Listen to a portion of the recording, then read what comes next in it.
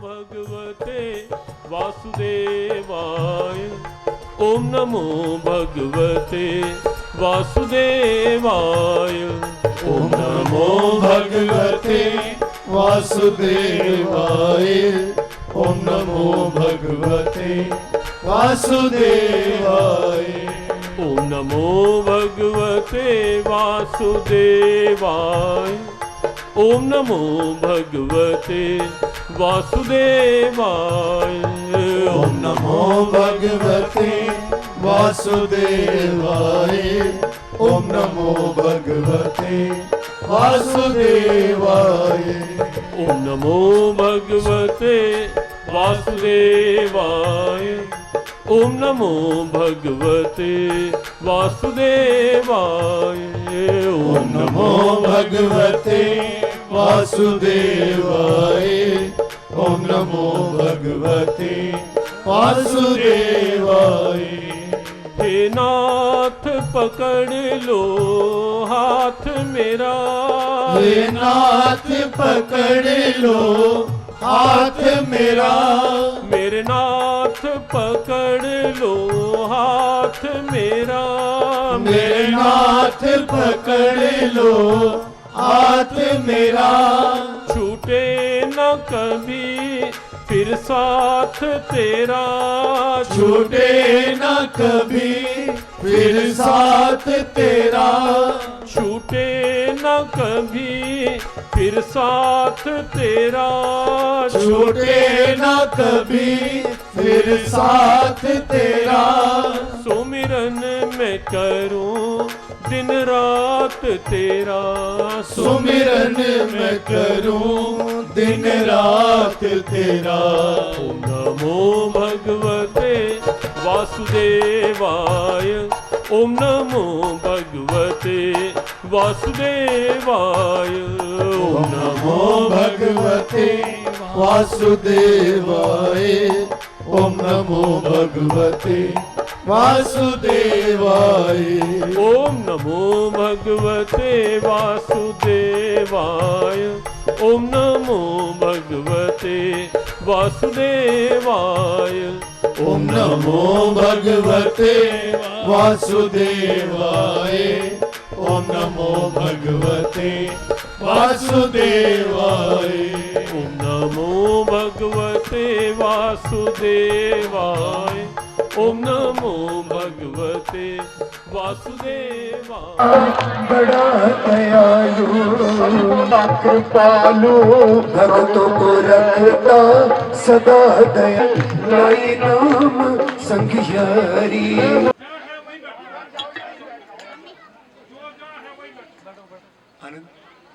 जय श्री कृष्णा, जय श्री राधे। अपना निवेदन, मैं आपको भूलूं नहीं मेरे नाथ। मैं आपसे दूर न रहूं, आप मुझसे दूर न रहें मेरे नाथ। आप अपनी कृपा सदा सब पर बनाए रखें। जय श्री कृष्णा, जय श्री राधे की। महाराज जी का आगमन इस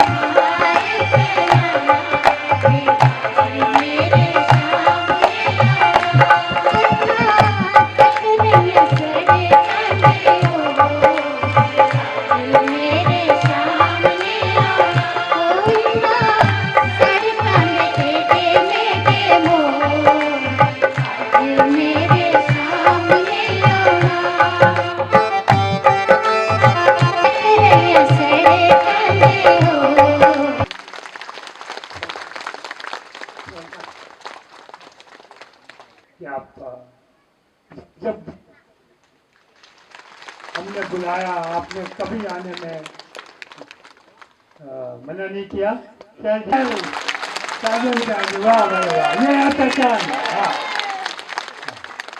श्रीखंड महादेव की,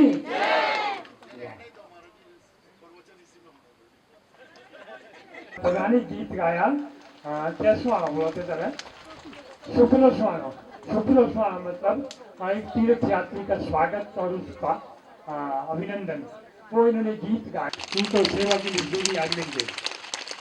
आज यहाँ पर बाहर के लोग सद्गुरुदेव भगवान की। यस्य प्रसादात् भगवत प्रसादो, यस्य प्रसादान्न गति कुतोऽपि, ध्यायन् स्तुवं तस्य यशंस्त्रिसन्ध्यम् वन्दे गुरौ श्री चरणारविंदम। बोले सद्गुरुदेव भगवान की। मैं केवल इसी बात को कहना चाहता हूं कि मुझ पर भी भगवान ने ऐसी कृपा करी। मेरी आजकल सरका घाट में भागवत थी, स्वास्थ्य थोड़ा ढीला हुआ। मैंने उनको कहा कि आनंद नहीं आएगा, स्वास्थ्य ढीला है। भगवान ने कैसा मजा किया, ये वरदान मिला मेरे को मेरा स्वास्थ्य खराब होने का। वैसे तो मैं चाहता था कि महाराज जी को उद्बोधन के लिए जितना बड़ा व्यक्ति उतना ही निमंत्रण देने वाला भी चाहिए, आह्वान करने वाला भी बड़ा चाहिए, तभी आह्वान होगा। ओम नमो भगवते वासुदेवाय। ओम नमो भगवते वासुदेवाय। ओम नमो भगवते वासुदेवाय। ओम नमो भगवते वासुदेवाय। ओम नमो देवाय। ओम नमो भगवते वासुदेवाय। ओम नमो भगवते वासुदेवाय। हे नाथ पकड़ लो हाथ मेरा। हे नाथ पकड़ लो हाथ मेरा। मेरे नाथ पकड़ लो हाथ मेरा। मेरे नाथ पकड़ लो हाथ मेरा। देवाय।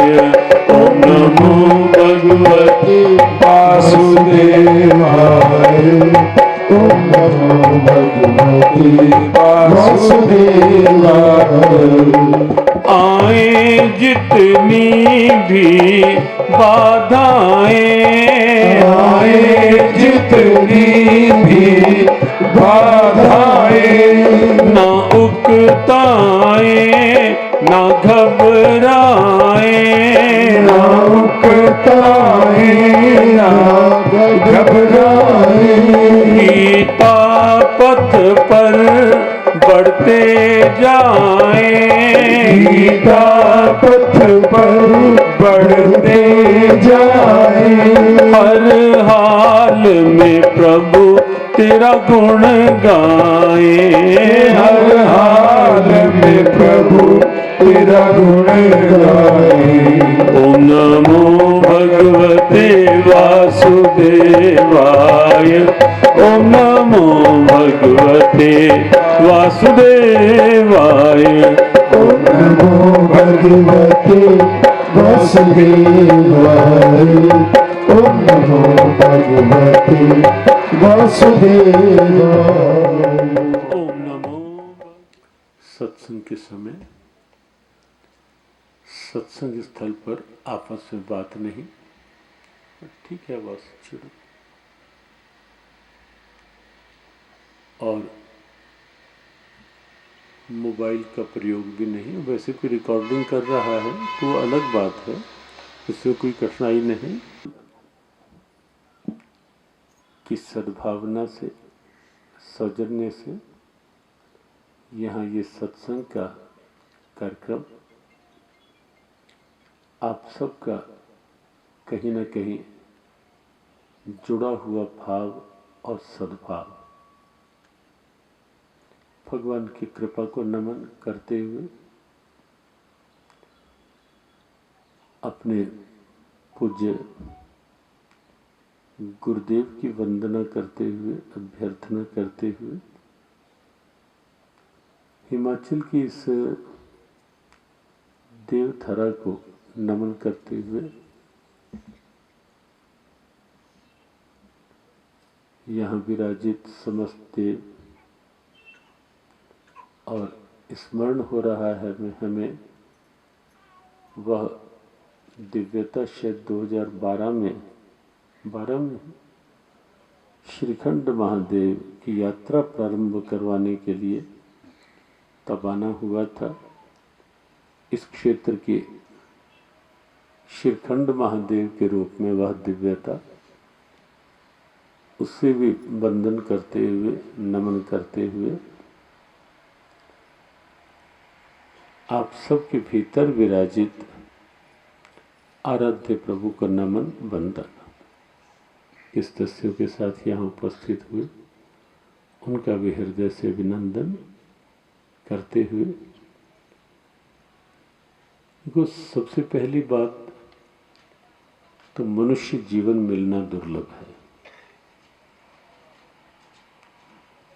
हम सब जानते हैं कि किस किस तरह की योनियां, किस किस तरह के शरीर, लेकिन मनुष्य योनि, मनुष्य शरीर बिल्कुल अलग। हमारे से जब कोई पूछता है कि ईश्वर की कृपा का कोई प्रत्यक्ष चमत्कार क्या होता है, तो हम कहते हैं कि ये मनुष्य जीवन मिलना, मनुष्य शरीर प्राप्त होना, ये ईश्वर की कृपा का प्रत्यक्ष चमत्कार है। चमत्कार कहो या ईश्वर की कृपा का उपहार कहो या ईश्वर की कृपा का उपकार कहो, ये निश्चित ईश्वर की कृपा है। अब पशुओं को देखें, पक्षियों को देखें, कीट पतंग, कीड़े मकोड़ों को देखें, या कभी कभी किसी घर में ही, वैसे तो पानी के सरोवरों में, नदियों में, लेकिन आजकल घरों में ही एक शो पीस भी रखे होते हैं और वहाँ मछलियाँ हर समय पानी में ही रहती हैं। बचपन में टीचर छोटे छोटे बच्चों को, जो नर्सरी के बच्चों, आज भी शायद होता है कहीं, बच्चों को ऐसे ऐसे पाठ पढ़ाया करते थे कि मछली जल की रानी है, जीवन उसका पानी है, हाथ लगाओ डर जाएगी, बाहर निकालो मर जाएगी। तो जीवन ही, अब देखो सारा जीवन पानी में ही निकल जाता है। और कई पक्षी ऐसे हैं जो उड़ते उड़ते आकाश की ऊंचाइयों में कहाँ तक निकल जाते हैं, वो उड़ते ही रहते हैं, नीचे स्थिरता होती ही नहीं। तो आप सबको देखेंगे, कुछ ऐसे होंगे जो 4 पैरों के भार चलने वाले, कुछ ऐसे होंगे जो जमीन पर रेंग रेंग कर चलने वाले, कुछ ऐसे मिलेंगे जो केवल उड़ने वाले या केवल पानी में पड़े रहने वाले, तैरने वाले। आपकी तरह सीधा बैठ पाए ऐसा केवल आप हैं, केवल इंसान है, केवल मनुष्य है और कोई प्राणी नहीं।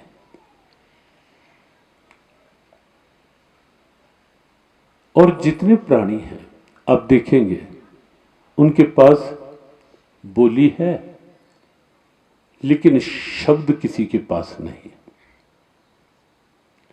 कोई ची ची, कोई चरा चरा, कोई कुआं कुआं कर लेता है, कोई भौंक लेता है, कोई गुर्रा लेता है, कोई दहाड़ लेता है। सब प्राणी केवल इतना है, कोई हल्की हल्की ची ची ची ची पक्षियों की आवाज सुनेंगे, वहीं तक। लेकिन अपने अंदर के भावों को शब्दों के द्वारा किसी को बता पाए, प्रकट कर पाए, वो केवल मनुष्य है। बोली सबके पास है, वाणी सबके पास है, लेकिन शब्द जो है वो केवल आपके पास है, केवल मनुष्य के पास है और किसी के पास नहीं। केवल और केवल मनुष्य के भाग्य में ही तो है। सत्संग किसी और योनि के लिए नहीं है। कभी नहीं आपने देखा होगा कि पशुओं के लिए कोई सत्संग आयोजन निश्चित किया गया, पक्षियों के लिए कहीं नहीं। ये केवल मनुष्य के लिए, केवल मनुष्य के लिए। यहां तक कि ना तो मनुष्य की से निम्न योनियां, ना उनके लिए ये सत्संग या पुण्यों की कमाई का उनके पास अवसर है, और ना ही मनुष्य से जो ऊपर की योनियां हैं, देव योनियां, उनके पास भी सत्संग का सौभाग्य उन्हें भी प्राप्त नहीं है, उन्हें भी प्राप्त नहीं। ये केवल मनुष्य के लिए, केवल मनुष्य। आदरणीय शैल जी बैठे हैं यहां, श्रीमद् भागवत कथा के अच्छे विद्वान प्रवक्ता है। आपने कई बार सुना होगा उनके द्वारा कि जिस समय शुक तीर्थ, जिसका भ्रंश शब्द शुकताल के रूप में शुक्रताल, लेकिन शुक तीर्थ है वो, जब वहां शुकदेव महामुनि, परीक्षित और परीक्षित के माध्यम से ढेरों ऋषि साधक, उन सबको जब श्रीमद् भागवत कथा सुनाने के लिए तत्पर होते हैं, अचानक स्वर्ग के देव वहां एक कलश लेकर सामने उपस्थित हो जाते हैं और आकर निवेदन करते हैं कि हे महामुनि, ये स्वर्गलोक का अमृत ये आप परीक्षित को पिला दो, लेकिन इसके बदले ये भागवत कथा का, ये सत्संग का, भगवान कृष्ण की लीलाओं का जो अमृत है, ये इसका रसपान हमें करवा दो, ये अवसर हमें मिल जाए। ये भागवत का बड़ा प्रेरक प्रसंग है। शुकदेव महामुनि हंस देते हैं, कहते हैं अरे देवताओं, ये सत्संग, ये लीला अमृत, ये कथा अमृत, ये आपके लिए नहीं है, ये तो पृथ्वी में रहने वाले मनुष्यों के लिए ही है और किसी के लिए नहीं। और स्वर्ग के देवता भी खाली लौट जाते हैं। बड़ा आनंद हुआ यहां आकर, जब बड़े अद्भुत दर्शन श्री हनुमान जी महाराज के हुए। प्रणाम किया, बड़ा आनंद हो रहा था वहां कुछ क्षण बैठ करके चौखट पर। हनुमान जी महाराज जब प्रभु राम अपनी लीलाओं का संवरण करके वापिस साकेत धाम जाने को तैयार हो गए थे, सब आसपास थे। वो क्षण आ गया था जब प्रभु राम की इस धरा धाम पर लीलाएं पूर्ण हो गई थी। स्वधाम गमन कर रहे थे, अचानक प्रभु राम की दृष्टि गई, इधर इधर सबकी ओर देखा, सब दिखे, लेकिन हनुमान जी नहीं दिखे। पूछा कि सब हैं, मेरा हनु कहां है? सबने देखा, किसी ने कहा कहीं होगा। भगवान राम ने कहा लेकर आओ। हनुमान जी आए। प्रभु राम ने पूछा, हनु तुम्हें ध्यान नहीं क्या? मैं अपनी इस तरह की लौकिक लीलाओं को पूरा करके अब अपने धाम में जा रहा हूं वापस। हनुमान जी ने कहा मुझे ध्यान है भगवान, पूरा ध्यान है। कहा फिर ऐसे समय में तुम यहां क्यों नहीं? हनुमान जी ने कहा प्रभु, मैं आपको इस रूप में देखना नहीं चाहता था, इस रूप में आपको देख पाऊंगा मैं, वो मेरे लिए संभव नहीं था। इसलिए मैं तो अलग केवल आपके ध्यान में बैठ गया था। जानता था मैं। भगवान राम ने फिर उत्सुकता से पूछा, हनु वो ठीक है, लेकिन मैंने इसलिए नहीं बुलाया, मैंने तो इसलिए बुलाया कि सब मेरे साथ जा रहे हैं, तुम साथ नहीं चलोगे मेरे क्या, मेरे धाम में साकेत में। हनुमान जी ने पूछा, कहा प्रभु वहां क्या होगा?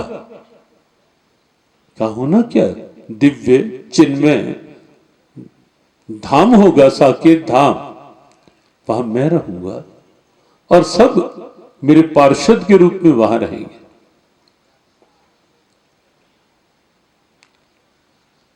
हनुमान जी ने कहा, प्रभु एक बात बताओ, क्या वहां आपकी सत्संग चर्चा होगी क्या, आपकी कथा होगी वहां क्या? भगवान चुप। कब? भगवान क्या वहां मैं आपके नाम का कीर्तन, आपके नाम का गुणगान, ये श्री राम जय जय राम, क्या ये मैं वहां कर सकूंगा क्या? क्या वहां ये कीर्तन हुआ करेगा? भगवान राम ने कहा, नहीं हनु, वहां ये सब नहीं होता। वहां न कथा होगी, न सत्संग होगा, न भजन कीर्तन होगा। वहां तो चिन्मयता होगी, वहां धाम की केवल दिव्यता होगी, पर उसी में रहना होगा। तब हनुमान जी ने क्षमा मांगी, निवेदन किया, कहा भगवान मुझे एक वर देते जाओ, मैं साथ नहीं जाना चाहता, मुझे तो ये वर दे दो कि जब तक इस धरा पर आपकी कथा है, जब तक इस धरा पर आपके नाम का कीर्तन है, आपके नाम का गुणगान है, मैं यही रहना चाहता हूं। भगवान मुझे ऐसा कोई लोक नहीं चाहिए जहां आपकी कथा नहीं, आपका नाम नहीं, आपका कीर्तन नहीं, आपका भजन नहीं। वो लोग कितना ही श्रेष्ठ हो, कितना ही ऊंचा हो, लेकिन मुझे नहीं चाहिए भगवान। भीतर प्रभु ने कृपा करके सत्संग की जिज्ञासा जगाई है, सबके भीतर में नहीं होती है। सबके भीतर सत्संग का भाव नहीं जगता।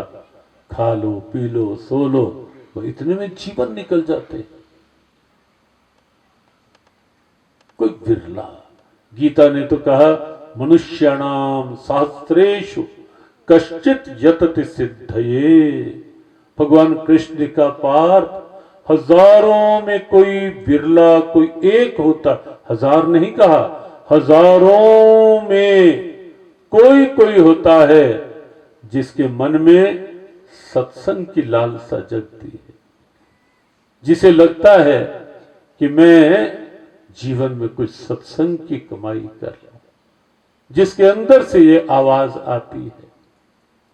दो लाइनें गुनगुनाकर फिर हम संक्षेप में गीता के कुछ 2-3 सूत्र लेंगे कि जैसे सत्संग से ही होगा तेरा जीवन उद्धार, सत्संग से ही होगा तेरा। कर ले मनवा यही जीवन का सार, सत्संग कर ले मनवा यही जीवन का सार। सत्संग कभी न छोड़ मुख से मोड़, सत्संग कभी न छोड़ मुख संग से को संग से मोड़। तार प्रभु से जोड़ कर ले, प्रभु से ही प्यार, तार प्रभु से जोड़ कर ले, प्रभु से ही प्यार। सुरती जोड़ कर ले,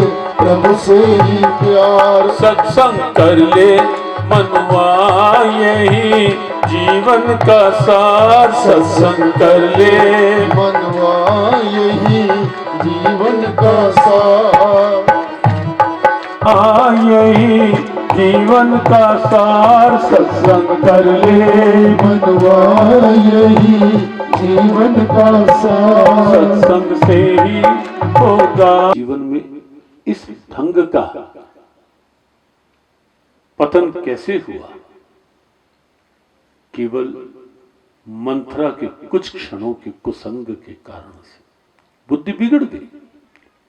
और एक बात निश्चित समझे, कुसंग मिलेगा तो बुद्धि बिगड़ेगी। जैसे हम कई बार देखते हैं युवाओं में, कोई एक युवक जिसको नशे की आदत होगी, अगर उसकी संगति मिल गई करते करते कईयों की स्थिति बिगड़ जाती है। ये जो नशे की आदतें बढ़ती जाती हैं युवाओं में, कहां से? कुछ संगति से। और फिर वो आदत कहां तक गिरा देती है वो सब जानते हैं। शरीर, मन, धन, तन मन धन, बाहर का सम्मान, परिवार की स्थिति, सब कुछ कैसे, क्यों? थोड़ी देर का कुसंग। और इसीलिए हम कहते हैं कुसंग वो होता है जो अच्छी बनी बुद्धि को बिगाड़ देता है, और सत्संग वो होता है जो बिगड़ी हुई बुद्धि को संवार देता है, अच्छा बना देता है। और इसीलिए हम कहते हैं कि सत्संग की जरूरत केवल बड़ी उम्र के लोगों को है, ऐसा नहीं है। सत्संग की आवश्यकता बच्चों को है, सत्संग की आवश्यकता युवकों को विशेष है। कि जवानी सुधरेगी, बचपन सुधरेगा तो आगे का सारा जीवन सुधर जाएगा। नींव अच्छी बनेगी तो मकान मजबूत बनेगा। और बचपन और यौवन की नींव पक्की बन गई तो आगे जीवन का महल अच्छा बनेगा। लेकिन कैसे बनेगी पक्की नींव? केवल सत्संग के द्वारा, सत्संग के द्वारा। और सत्संग आप सोचोगे ऐसे मिलता कहां है रोज रोज? देखो, ये मिल गया, या बीच बीच में कभी भागवत, कभी कुछ और प्रसंग मिल गया, उसके बाद क्या है? विचार तो आपके साथ है ना। आयोजन कभी कभी होगा, सत्संग एक विचार है। सत्संग में सुना हुआ विचार वो तो आपके साथ है ना। सत्संग ही तो ये आपको बताएगा ना कि जीवन में सत्य का संग करो। और सत्य का संग क्या है? सत्य क्या है? परमात्मा सदा रहता और श्रेष्ठ है सबसे जो। सद्भावे, गीता ने कहा, सद्भावे साधु भावे च सदित्येतत् प्रयुज्यते। सतनाम किसका है? परमात्मा का। सत्य का संग अर्थात परमात्मा का संग। और प्रेरणा क्या है गीता की? संसार में रहो, व्यवहार करो, अपने अपने निश्चित निर्धारित कर्म करो, करने ही है। और गीता उसमें भी ये प्रेरणा देती है कि अपने अपने काम करने हैं तो उसे भी प्यार से करो, हंस के करो। चिड़चिड़ करते कईयों की आदत होती है।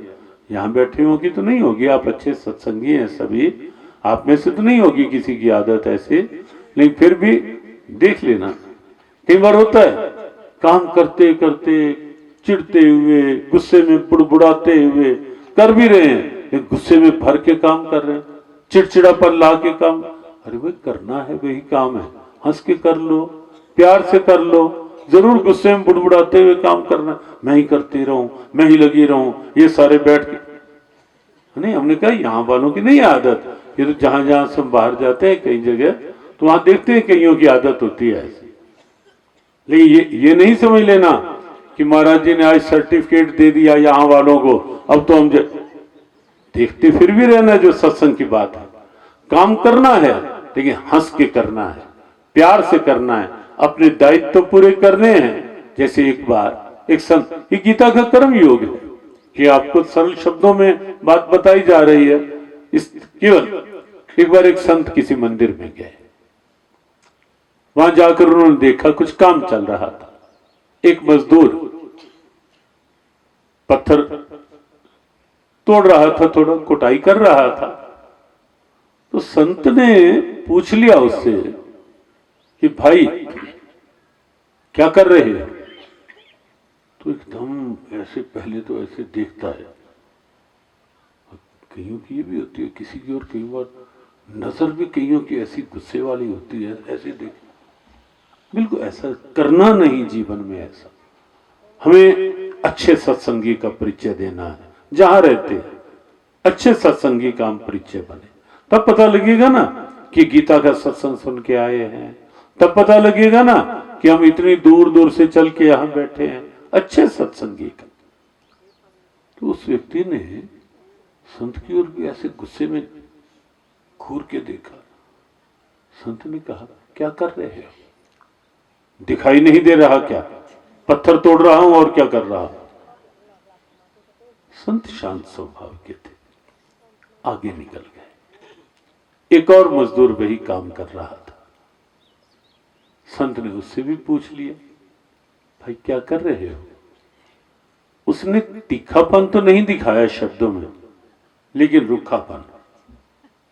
बस महाराज करना क्या, दिन भर ये पत्थर तोड़ रहे हैं, शाम को कुछ मजदूरी मिल जाएगी, रास्ते में से कुछ ले जाएंगे, बच्चों को रोटी, और तो हमें क्या करना हम लोगों को। रुखापन, ये दोनों स्थितियां जीवन में होती हैं।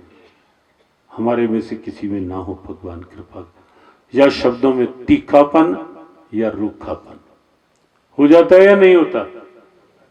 हो जाता है ना, कभी तीखापन और कभी वो कोई आ गया, बात करनी है, बात ऐसे कर रहे हैं, मुंह उधर देख, दूसरा आदमी अपने आप ही समझ जाए कि इनका क्या अभिप्राय है, मैं इनके घर आया हूं तो। समझ जाते लोग, कोई बात करते करते मुंह ऐसा बना लिया। और हम इसीलिए एक बात प्राय कहते हैं अपने सबको कि प्रयास किया करो कि कोई हो, किसी से बात करनी है तो बोलने का ढंग और चेहरे का रंग बिगड़े नहीं। समझ में आई बात? इसलिए हम बड़े छोटे छोटे से उत्तर दे रहे हैं जो जीवन के व्यवहार तक गीता को उतारते। पाठ करना अच्छा है, दर्शन करना अच्छा है, सत्संग कथा श्रवण करना अच्छा है, कीर्तन करना भी अच्छा है, लेकिन व्यवहार में भी तो देखिए कि एक बार एक छोटा सा बच्चा 4 साल का, सच्ची बात है, वो एक बार हम बड़े आया हमारे पास, कहने लगा, महाराज जी मेरी मम्मी ना आपके पास सत्संग में भी आती है और घर में सारा दिन गुस्सा ही करती रहती है। हमने लगा, हम चुप होके देखते रहे उस छोटे से बालक को। हमें लगा कि 4 साल का बालक भी ये अपेक्षा कर रहा है कि अगर मेरी माँ सत्संग में जाती है तो कम से कम इसका स्वभाव तो बदलना ही चाहिए। हमने उस बच्चे की बात से भी ये अंदाजा लगाया कि बच्चा भी ये चाहता है कि व्यवहार में इस तो बदलाव आना चाहिए ना। तो बोलने का ढंग और चेहरे का रंग किसी से बात करते हुए बदले नहीं, न तीखापन और रूखापन, उससे बचे। तो संत ने पहले मजदूर से जब पूछा तो उसने आवेश में बात की, दिखता नहीं क्या? दूसरे ने बिल्कुल रूखेपन, महाराज करना क्या, पत्थर तोड़ रहा हूं, मजदूरी मिलेगी, कुछ खा लेंगे, सो जाएंगे। संत और आगे बढ़े। एक और मजदूर वही काम कर रहा था मंदिर में, काम तीनों का एक था। संत ने उससे भी पूछा, भाई क्या कर रहे हो? उस व्यक्ति ने तो हंस के, प्रसन्नता से, एकदम प्रसन्नता चेहरे से, शब्दों से छलक रही थी, कहा, महाराज अपने सौभाग्य का आनंद ले रहा हूं कि भगवान के मंदिर में सेवा मिली हुई। यह है गीता का कर्म योग। कर्म वही, लेकिन तीनों की स्थिति अलग अलग। एक अपने कर्म को सेवा बताकर आनंद ले रहा है, पत्थर तीनों तोड़ रहे हैं। एक रूखेपन में काम कर रहा है और एक तीखेपन में। गीता कहती है कर्म करो, कर्म करो, अपने अपने करने हैं। भगवान ने तो कहा कर्म किए बिना कोई रह ही नहीं सकता, ना ही कश्चित क्षणमपि जातु तिष्ठत्य कर्म कृत। भगवान कहते एक क्षण भी कर्म किए बिना कोई नहीं रह सकता, लेकिन कर्म को योग बनाओ ना, ये गीता है। कर्म को हंस के करो, कर्म को भगवान की कृपा का साधन बनाओ, कर्म को बंधन नहीं बनाओ, कर्म को मोक्ष का रास्ता बनाओ, ये गीता है।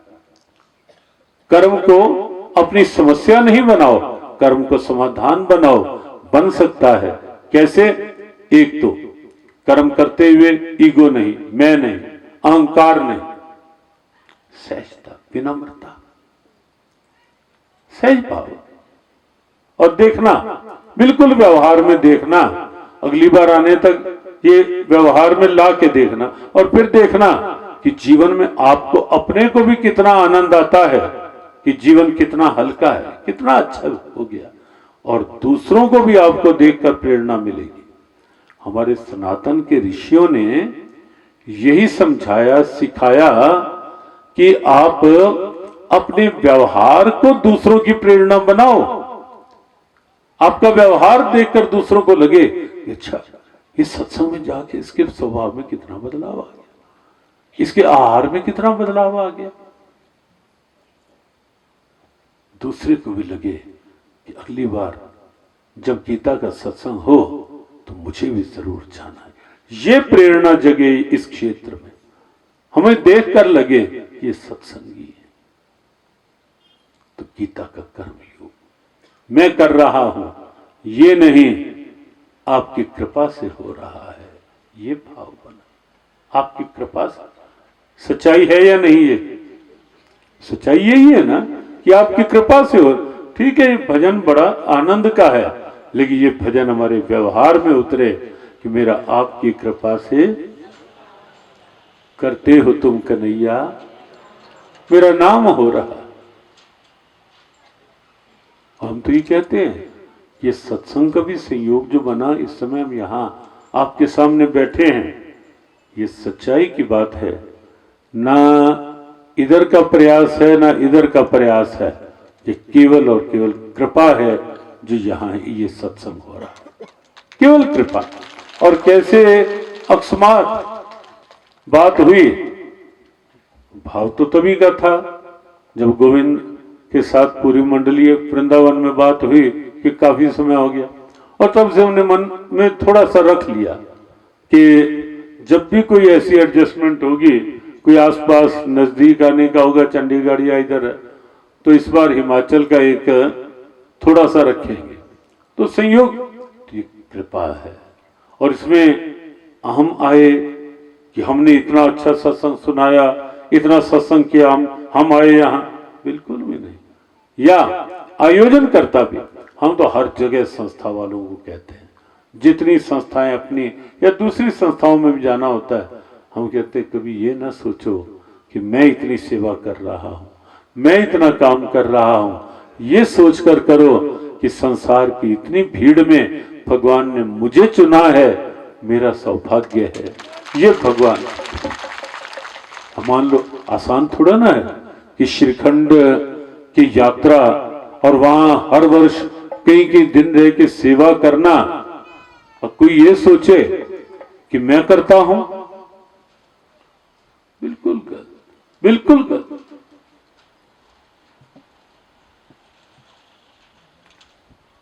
हमारे गुरुदेव कई बार गुनगुनाते थे, तू जो कहे कि मैं हूं, झूठी है बात तेरी,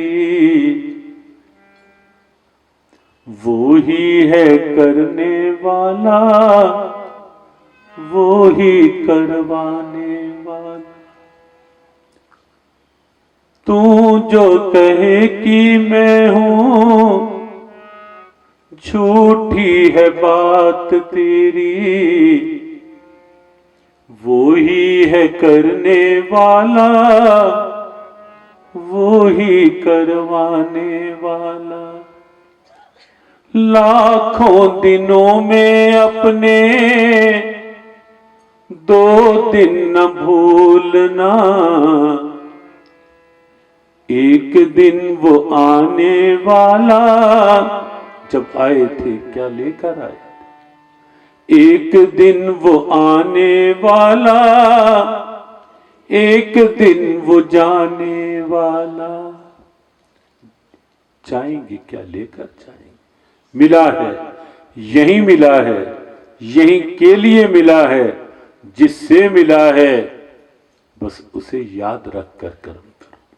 अहम नहीं, उसे याद रख कर उसका ध्यान करते हुए गीता ने कहा माम अनुस्मर्युद्य च, मेरा स्मरण करते करते भगवान कृष्ण कहते हैं जीवन के व्यवहार में लगे रहो। और जो लोग ये पूछते हैं क्या आवश्यकता है नाम की, क्या आवश्यकता है सिमरन की, क्या आवश्यकता है सत्संग की, बस एक वाक्य में समझ लें, शरीर को शरीर का आहार चाहिए। भगवान ने गीता में बार बार ये कहा माम अनुस्मर, मेरा स्मरण, मन मना, कई बार आया अर्जुन इस मन को मेरे में लगा दे, शरीर से काम करता रहे, अब मन में मेरा स्मरण बनाए रख, शरीर से संसार को प्रसन्न कर, व्यवहार कर।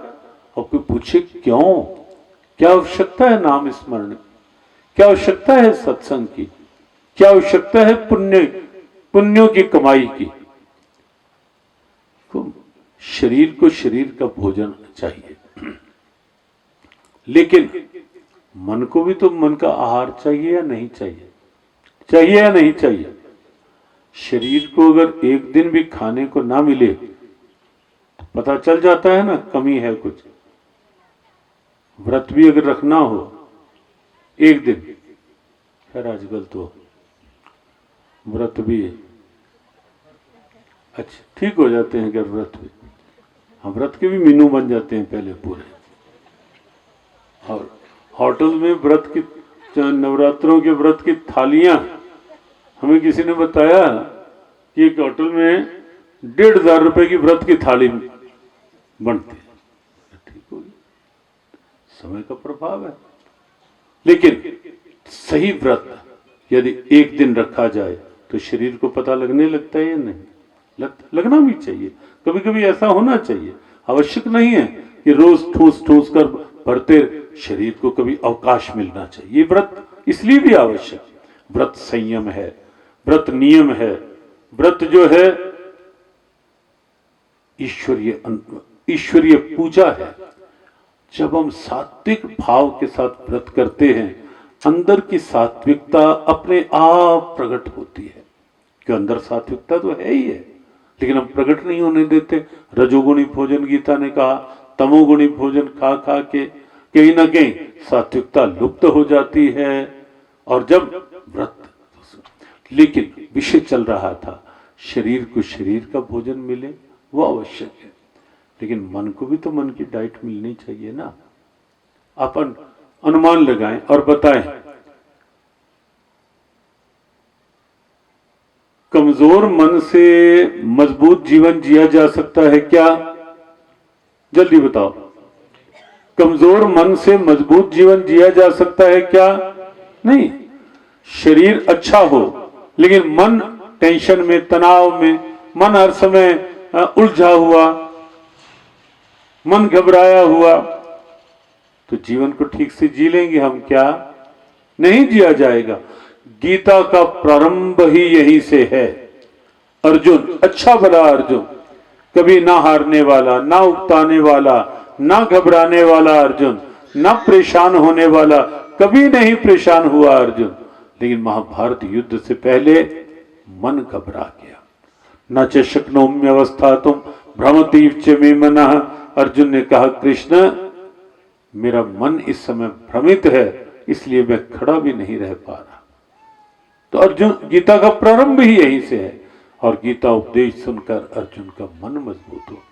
तो ये भजन, ये नाम स्मरण, ये सत्संग, ये मन को मजबूत करने के लिए। और इसीलिए हम एक बात कहते हैं हर जगह, आपसे भी कह रहे हैं कि जीवन को एक तरफा नहीं जियो, वन साइडेड लाइफ नहीं। आप जगे औरों को जगाए, आए गीता पढ़े और गीता पढ़ाए, आप हंसे औरों को हंसाए। स्वास्थ्य को ध्यान में रखकर खाएं। तो ऐसे ऐसे गीता के सूत्र हैं। शुद्ध सात्विक आहार हो। तो बात चल रही थी, शरीर को शरीर का आहार दे, सात्विक, संयमित, संतुलित, लेकिन मन को भी मन का आहार दे। और उसके लिए रोज कुछ क्षण ऐसे हों जब हम हों, हमारे प्रभु हो, उनका नाम हो, पाठ हो। कुछ मिनट जरूर ऐसे रखो दिन में, दिनचर्या में। और इसीलिए ये एक सूत्र दिया जाता है कि सबसे पहला काम प्रभु का नाम। दिन में सबसे पहला काम प्रभु का, एक बार सब बोलो, जो हम बोलेंगे वही दोहराना है। सबसे पहला काम प्रभु का नाम। सबसे पहला काम प्रभु का नाम। फिर हर काम प्रभु के नाम। ये गीता का सार है। दिन में शुरुआत प्रभु के नाम के साथ, और दिन के व्यवहार में हर व्यवहार के साथ भगवान के नाम को साथ जोड़ लो। हर व्यवहार में ये गीता, सर्वेषु कालेषु मां मनुस्मर। घर में भोजन बना रही हो, उसमें विदुरानी बन जाओ माता, कि भगवान का भोग तैयार कर रहे हैं। घर में सफाई करनी है, शबरी बन जाओ। राम आएंगे। अभी आपने देखा ना पीछे, जब 22 जनवरी को प्राण प्रतिष्ठा हुई, क्या दिव्य वातावरण बनना चाहिए था या नहीं? दुनिया के सामने आना चाहिए था या नहीं कि राम हमारा गौरव है और राम मंदिर भी हमारा गौरव है। और इसीलिए वो गौरव कि हमें तो शिला पूजन से लेकर के ये राम मंदिर की शिलान्यास, राम मंदिर प्राण प्रतिष्ठा तक, ये हर भाव के, हर योजना के साथ साथ रहने का संयोग रहा। जो योजना बनाई जाती थी कैसे, तो सब लगातार ही। तो जब राम मंदिर बना, प्राण प्रतिष्ठा हुई, उससे पहले क्या उत्सुकता थी। राम जन्मभूमि में लगे रहने के कारण कई बार तो ऐसा भी हुआ कि कईयों ने हमारा नाम भी किया कि महाराज जी चुनाव लड़ेंगे। एक आध बार तो हो गया। हमने कहा देखो, हमें चुनाव कोई लड़ना नहीं है जीवन में। हमारे से किसी ने पूछा एक बार तो नाम भी घोषित हो गया, तो हमने कहा देखो, हमें तो जिसने चुनना था वो अपने प्यारे प्रभु ने पहले ही चुन रखा है अपने काम के लिए। अब और तो किसी ने क्या चुनना है? हमें तो प्रभु ने पहले चुना हुआ है अपने काम के लिए। चुनना था, उन्होंने चुन लिया, उनकी कृपा। हाँ, ये जरूर है कि राम मंदिर बना है तो हमारी शुभकामनाएं भी निश्चित हैं वहां जहां से राम मंदिर बना है, जिनके द्वारा राम मंदिर बना है, जिनके द्वारा राष्ट्र गौरव की बात आई है सामने, हमारी शुभकामनाएं बिल्कुल खुले रूप में रहती हैं साथ। यद्यपि हमें राजनीति में नहीं आना, लेकिन राष्ट्र गौरव तो हमारा कर्तव्य है ना कि मेरे देश का स्वाभिमान बढ़े पूरे विश्व में। होना चाहिए या नहीं होना चाहिए? मेरे राम की परंपराएं पूरे विश्व की प्रेरणा बने, होना चाहिए या नहीं होना चाहिए? गीता की प्रेरणाएं पूरे विश्व तक पहुंचे, होना चाहिए या नहीं होना चाहिए? और आज हो रहा है। अब इस वर्ष फरवरी में अंतर्राष्ट्रीय गीता महोत्सव श्रीलंका में था, पहले लंदन में, मॉरिशस में, कनाडा में, ऑस्ट्रेलिया में, इन सब देशों में पार्लियामेंट। शोभा यात्रा जो श्रीलंका में थी गीता जी की, स्वयं वहां के प्राइम मिनिस्टर 1 घंटा रहे उसमें शोभा यात्रा में। अद्भुत शोभा यात्रा थी, अद्भुत शोभा यात्रा श्रीलंका में। पिछले वर्ष यही दिन थे 28, 29, 30 अप्रैल ऑस्ट्रेलिया में 5000 लोग थे जब गीता जी की 3 दिन के अंतर्राष्ट्रीय गीता महोत्सव के समापन की आरती हो रही थी गीता जी की, जब वहां के एक पैरामाटा रिवर है उसके किनारे सिडनी में 5000 से अधिक लोग वहां आरती में सम्मिलित हुए ऑस्ट्रेलिया में। तो ये निश्चित कि वर्तमान के समय में एक ऐसा मोड़ आया है जहां गीता को पूरा विश्व जानने लगा है, जहां राम के आदर्श पूरे विश्व तक की एक प्रेरणा बने हैं। और राम मंदिर जो बना है ना, राम लला का तो दिव्य स्वरूप है या नहीं, दिव्य स्वरूप जो राम प्रतिष्ठित हुए। और जिन्होंने वो स्वरूप बनाया अरुण योगीराज, उनसे जब बाद में पूछा गया ये स्वरूप, तो वो कहने लगी आप देखिए सनातन का गौरव क्या है, हमने केवल अपने देवों को केवल मूर्ति कभी नहीं समझा, और अपने यहाँ जब प्राण प्रतिष्ठित हो जाते हैं तब वो पत्थर की मूर्ति नहीं रहती, तब हमारे साक्षात आराध्य सामने होते। माताओं बताओ, जब मंदिर में जाते हैं मेरे गोपाल, अभी हम यहाँ से पहले इधर अंबाला के पास एक नगर है नारायणगढ़, वहाँ सत्संग था 28-29-30 का, बड़ा आयोजन था। एक परिवार में गए, सच्ची बात है, उनके घर गोपाल सेवा थे, और वो कहने लगे कि हमारे गोपाल जी, हम आज भी अगर कुछ रख के जाते हैं तो उसमें से खाते हैं, खाया हुआ मिलता है। होली के दिन रंग रखे थे केवल सामने, तो जब हमने साथ थे ना, देख फोटो भी देख, कहते हमने तो केवल रंग रख दिए थे, लेकिन जब दोपहर बाद कपाट खुले तो गोपाल जी सारा रंग से रंगे हुए थे। हमने कभी भी मूर्ति को केवल मूर्ति मानकर पूजा नहीं की, हमारे आराध्य। और अरुण योगीराज से जब पूछा गया कि रामलला का स्वरूप आपने जो बनाया दिव्य, उन्होंने कहा सच ये है, आप जिस दिन मैंने मूर्ति बनाई थी वो चित्र देख लो, और अब जो प्राण प्रतिष्ठा हो के बनाए स्वरूप ये चित्र देख लो, और दोनों में अंतर देखना, दोनों में अंतर क्या है, मुझे नहीं लगता कि ये मेरी बनाई हुई मूर्ति है। तो खुले रूप में कहा, लेकिन तो भी राम मंदिर केवल राम का लला की उस रूप में प्रतिष्ठा तक सीमित नहीं है। वहां आप जाएंगे जब और आगे समय में धीरे धीरे बढ़ेगा, तो वहां आपको कहीं जटायु दिखेंगे, वो भी एक आदर्श, कहीं आपको शबरी दिखेगी राम की प्रतीक्षा करती हुई, और हर क्रिया में राम को जोड़ती हुई, कि अगर सुबह उठ के झाड़ू भी लगाना है तो एक ही भाव, राम आज तो जरूर आएंगे, कोई कांटा न लग जाए। फल भी लाने हैं तोड़ करके, तो एक ही भाव केवल कि राम आएंगे, घर में कुछ और तो रखा नहीं, क्या खिलाऊंगी, ये ताजे फल खिला दूंगी। फूल तोड़ती है तो ये सोचकर चढ़ाने के लिए मेरे पास तो कुछ है नहीं, ये 2 फूल चढ़ा दूंगी।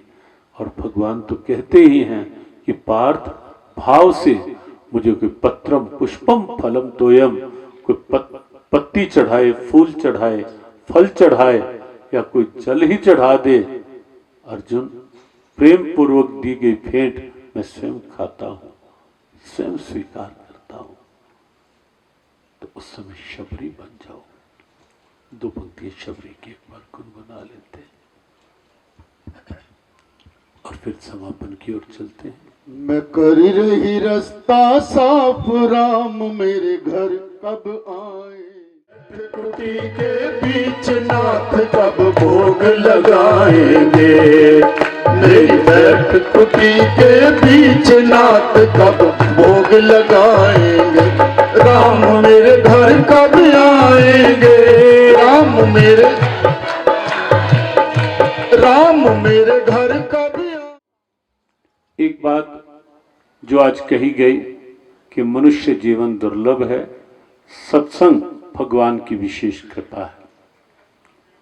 जीवन में सत्संग हो, कुसंग बिल्कुल ना हो। बात समझ में आ गई या नहीं? सत्संग हो, कुसंग बिल्कुल ना हो। जैसे सूरदास जी ने कहा था ना, छाड़ मन हरि विमुखन को संग, जाके संग कुमति उपजत है। जिनका संग करने से मति कुमति बनती है, बुद्धि बिगड़ती है, उनका संग छोड़ दो मेरे मन। जाके संग कुमति उपजत है, पड़त भजन में भंग छाड़ मन हरि मुख। तो सत्संग करें, कुसंग बिल्कुल नहीं। और दूसरी बात जो बीच में ही कही गई कि जो कोई यहाँ दूर तक कहीं युवक या किसी को भी कोई आहार में अशुद्धि है, कोई नशे की आदत है, किसी भी तरह का, पर आज का ये सत्संग कुछ ऐसी सात्विकता लाए कि किसी तरह का जीवन में नशा नहीं कोई। नशा हो भी तो सत्संग का, प्रेम का हो, सद्भाव का, ये प्रयास करें। फिर एक बात जो आज कही गई कि सबसे पहला काम प्रभु का गीता पाठ जरूर, और प्रभु का नाम। प्रारंभ से आह्वान रहा है गौ सेवा और गीता पाठ, नित्य नियम से मंत्र जाप करते रहो जब तक है श्वास। हमारे ननखड़ी वाले कृष्ण कृपा समिति के आए हुए हैं, इन्होंने वहाँ लगभग 125 गायों की एक गौशाला, 125 की लगभग 120 गायों की एक गौशाला वहाँ बनाई है, श्री कृष्ण कृपा गौशाला के नाम से ननखड़ी में। तो हाँ जी, हाँ चलो ननखड़ी वाले एक बार खड़े होकर जय गौ माता जी। हाँ महाराज जी भी बैठे हैं साथ ही, इनके भी साथ रहता है पूरा, इनके साथ से ही वो सारा चल रहा है वहाँ ननखड़ी में।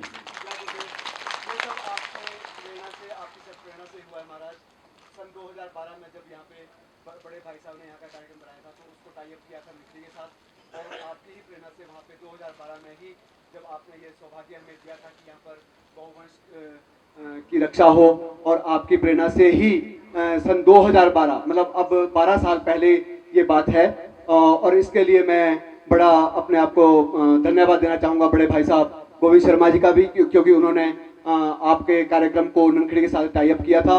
और सन 2012 में जब ननखड़ी में आपका आगमन हुआ था, आपके शुभ चरण वहाँ पर पड़े थे, उसके पश्चात ही वहाँ के पूज्य हमारे नीलकंठ गिरी जी महाराज के सानिध्य में और सभी जो कृष्ण कृपा समिति के सदस्य जो यहाँ पर आए हुए हैं और जो किसी कारणवश यहाँ आ भी नहीं पाए हैं, और जियो गीता समिति के सदस्य सभी के भरसक प्रयास से और आपके आशीर्वाद से सन 2017 में कृष्ण कृपा गोपाल गौशाला का निर्माण कार्य प्रारंभ हो गया था, और सन 2017 की सर्दियों में ही वहाँ पर हमने गौवंश को आश्रय दे दिया था। ये सब आपकी कृपा, आपका आशीर्वाद। तो प्रारंभ से आह्वान रहता है गौ सेवा और गीता पाठ, नित्य नियम से मंत्र जाप। तो रोज थोड़ा गीता पाठ हो, थोड़ा नाम जाप हो, ये निश्चित करना ही चाहिए। और उसके साथ साथ जो आज विशेष एक बात कही स्वभाव की, वो 3 तरह के मजदूर याद रहेंगे, 3 तरह के मजदूर याद रहेंगे जो संत को मिले थे। तो कैसा बनना है, हम ये नहीं कह रहे मजदूर बनना है, कैसा बनना है, कैसा अच्छा है, पहले वाला अच्छा है या दूसरे वाला है जी? अच्छा, पहले वाला और दूसरे वाला नहीं, तो इसका मतलब अब कह तो दिया आपने तीसरे वाला, लेकिन तीसरे वाला क्या था? ना चेहरे का रंग बदलता था, ना बोलने का ढंग बदला, स्वभाव में न तीखापन ना रूखापन, तो हंसकर हर कर्म प्रभु की कृपा। तो आज यहाँ हिमाचल के केवल 2-3 दिन के प्रवास में सुंदरनगर, करसोग, आज अरसो, कल यहाँ से चलेंगे तो सोलन, परवाणु तक बीच बीच में पड़ाव लेते हुए निकलना है। बाकी जो रह गए शिमला, ननखड़ी, और वो अगली बार में होगा। और आगे अब ये गोविंद जी बताएंगे कि ये होमवर्क कितने टाइम का लेना है। तो इस बार काफ़ी समय निकल गया, लेकिन भगवान की कृपा जब होती है, उनकी कृपा हुई, आना हो गया। भगवान की कृपा को धन्यवाद देते हुए, आभार प्रकट करते हुए, और उनकी कृपा बनी रहे। हम तो एक ही बात हर जगह कहते हैं, हर समय कहते हैं कि प्रभु जहाँ रखो, जैसे रखो, जो भी करवाओ, बस इतना सा ध्यान अवश्य रखो, कृपा बनी रहे प्रभु आपकी हर हाल में, कृपा बनी रहे प्रभु आपकी हर हाल में, कृपा बनी रहे प्रभु आपकी हर हाल में, कृपा बनी रहे प्रभु आपकी हर हाल में। याद भूले ना कभी भी किसी काल में, याद भूले ना कभी भी किसी काल में, याद भूले ना कभी भी किसी काल में, याद भूले ना कभी भी किसी काल में, कृपा बनी रहे प्रभु आपकी हर हाल में, कृपा बनी रहे प्रभु आपकी हर हाल में। एक बार बिना म्यूजिक और बिना माइक के एक बार आप सब बोले, कृपा बनी रहे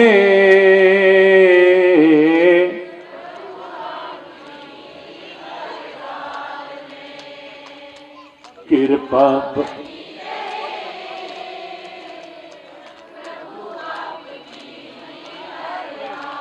जिनको लगता है कि बहुत बड़ी आवश्यकता है कि कृपा बनी रहे, वो सब एक बार और कृपा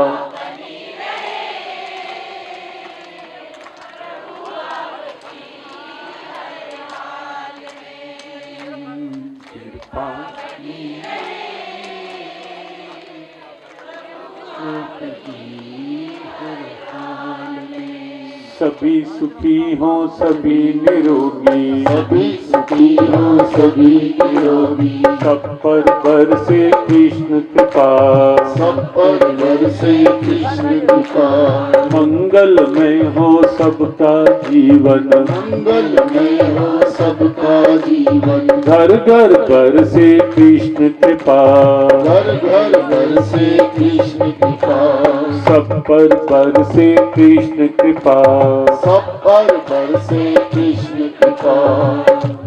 मेरे नाथ मेरे नाथ मैं आपको भूलूं नहीं, मैं आपको भूलूं नहीं। उनके लिए शुभकामना, जो नहीं उपस्थित उनके लिए भी शुभकामना व्यासपीठ की, जो नहीं आ पाए उनके लिए भी, और जो आकर कुछ जल्दी चले गए उनके लिए भी शुभकामना। भगवान की कृपा से वंचित कोई ना रहे, सत्संग से वंचित कोई ना रहे। श्री कृष्ण कृपा परिवार अरसू और श्रीखंड महादेव परिवार अरसू के लिए बहुत बहुत शुभकामना, जिनके भाव सद्भाव से ये योग बना।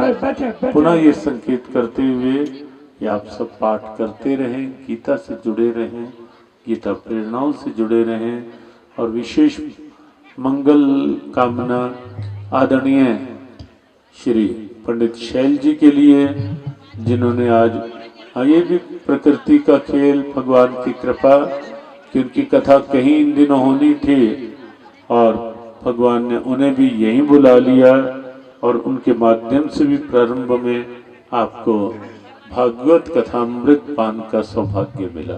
इतने अधिक से अधिक लोग आप आना चाहें, बसों की व्यवस्था माननीय बाबूजी, मैं बिना पूछे ही उनसे मैं आपसे कह रहा हूं कि बसों की व्यवस्था आने जाने की पंचकुला रहेगी 15 मई की। आप पूर्व में ही अपना नाम लिखवा दें, और जो भाई बहन भी श्री कृष्ण कृपा जियो गीता परिवार से भी जुड़ना चाहे वो भी आप माननीय बाबूजी गोविंद शर्मा जी को अपना नाम पता फोन नंबर लिखवाएं।